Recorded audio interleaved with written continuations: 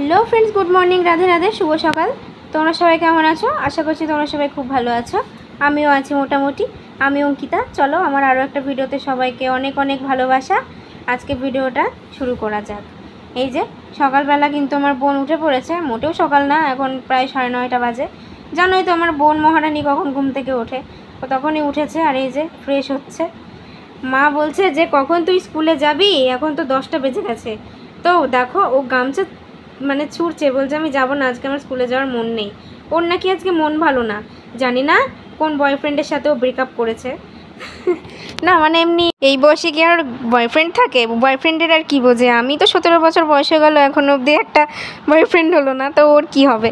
তো চলো দেখতে থাকো। আমার ছিল আজকে পড়া সকালবেলাতে। আমি 6টার সময়তে উঠে বেরিয়ে গেছিলাম অঙ্ক স্যারের কাছে।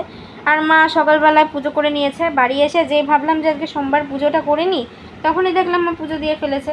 তো তারপরে আর কি করব, স্নান টান করে ঝটপট খাওয়া দাওয়া করে যে হোমওয়ার্কগুলো বাকি ছিল সেগুলো কমপ্লিট করে রেখে দিলাম।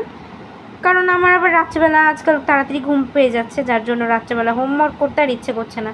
তাই সকালবেলা আমি হোমওয়ার্কটা করে রাখলাম টিউশন থেকে এসে। তো বাবা এখন রোজকার মতো আজকেও কাজে যাবে। তো কাজে যাওয়ার আগে বাবার বাহনকে একটু ঝাড়পোছ করে নিল।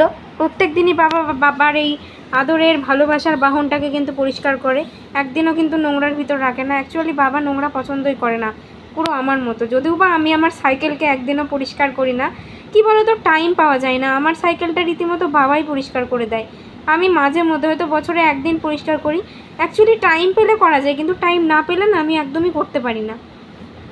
তো এখানে দেখো তোমরা ঠাম্মার ঘরে বলবে যে আমার ঠাম্মা রোজই ডাল খায়। অ্যাকচুয়ালি আমার ঠাম্মা দাদারা ডাল খেতে একটু বেশি পছন্দ করে, তাই প্রত্যেক দিন ডালটা ঠাম্মাদের তরকারিতে থাকে। এখানে দেখো আছে মটরের ডাল, এটা ঠাম্মা এখন বাটবে, বেটে সেই বড়া টাইপের যে তরকারি। দেখো কড়াই কিন্তু কি হচ্ছে বলো তো, কড়াই হচ্ছে কচুর ডান্টি। এই কচুর ডান্টি রান্না কিন্তু অনেক দিন পরই হচ্ছে। এইভাবে রান্না কিন্তু আমার জেঠিমা করে। তো আজকে দেখলাম ঠাম্মাও জেঠির মতো মানে পদ্ধতিতে রান্না করছে। তো কচুর ডান্টি খেতে আমার ভালোই লাগে, তোমাদের তো জানিয়েছি। আর এখানে ঠাম্মা সেই ডালের বড়া দিয়ে তরকারি করবে বলে ডালগুলোকে বেটে নিচ্ছিল, এই যে। আর এখানে পিসি হচ্ছে সেই যেই পটলের যেই ইয়েগুলো হয় না, পটলের লতি বলে, সেইগুলো ছাড়াচ্ছিল। একটু তেতো তেতো টাইপ হয়। তো আমাদের ঘরে কী রান্না হচ্ছে দেখো। তোমরা রীতিমতো গেস অলরেডি করেই ফেলেছো যে আমাদের আজকে কী রান্না হতে চলেছে। আজকে আমাদের রান্না হতে চলেছে চিকেন। তো টানা 1 সপ্তাহ নিরামিষ খাওয়ার পর আজকে মা আমায় জিজ্ঞেস করে বললো ডিম রান্না করব। তো আমার তো ডিমে প্রচণ্ড ঘেন্না লাগছে, ডিম আমি খেতেই পাচ্ছি না। তাই মাকে বললাম যা খুশি রান্না করো ডিম বাদ দিয়ে। তো তারপরে দেখলাম মা চিকেন রান্না করেছে। আর চিকেনটার কালার দেখেছো গাইজ, লাল লাল, একবারে লাল টকটকে চিকেন। এখানে বাবা, মা, বোন সবাই মিলে খেতে বসে পড়েছিল। আর পিসিদের ঘর থেকে এই যে পিসি কচুর ডান্টি দিয়ে গেছিলো আমাদের জন্য, যেহেতু আমরা খেতে ভালোবাসি। চলো দেখতে থাকো, ভালো লাগবে আশা করি। তো এখন আমরা কোথায় আছি বলো তো? এসেছি তেমাথাতে মনসা পুজোর এখানে একটু খাওয়া দাওয়া হচ্ছে, গান শুনতে এসেছিলাম।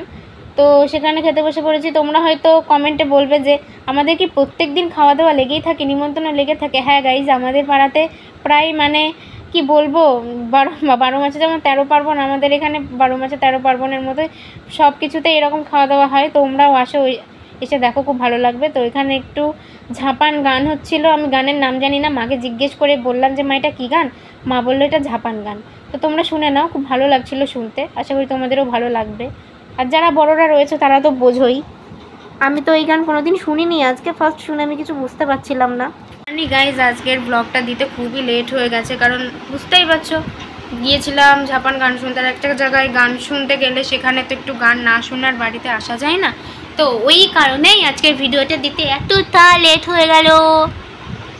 তো আমার বাচ্চামো গলাটা কি তোমাদের ভালো লাগে?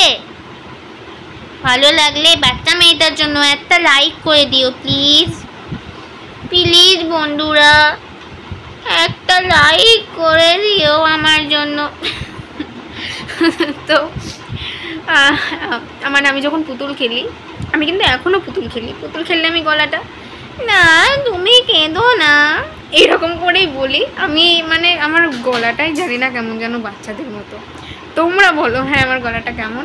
তো ভিডিওটা কেমন লাগলো অবশ্যই জানিও। ভালো লাগলে লাইক, কমেন্ট, শেয়ার এবং সাবস্ক্রাইব করে দিও। নিজেদের টেক কেয়ার করো, সবাই সাবধানে থেকো, সুস্থ থেকো, ভালো থেকো, বাই।